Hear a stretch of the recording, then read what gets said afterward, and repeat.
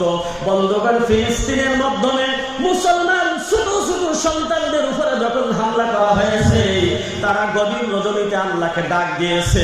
আল্লাহকে ডাক দিয়েছে, বলেন আল্লাহ আমার ডাক, আমাদের ডাক কি তুমি শোনো না? আল্লাহ আমাদের উপরে জুলুম অত্যাচার হয়েছে, তুমি কি দেখো না? আল্লাহ তাআলা ফিলিস্তিনের ডাক শুনেছে।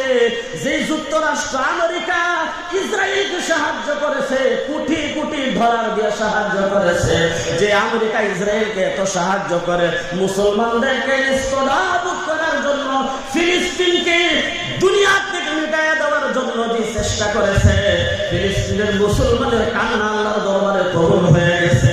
বন্ধুগণ, পত্রিকার মাধ্যমে দেখলাম আমেরিকার মাধ্যমে দাও দাও করে অটোমেটিকলি আগুন জ্বলতেছে, আর কোন বিজ্ঞান সায়েন্টিস্ট এখন পর্যন্ত তার বিজ্ঞান দিয়ে ওই আগুন নিবানোর যন্ত্র বের করতে পারে নাই। সুবহানাল্লাহ।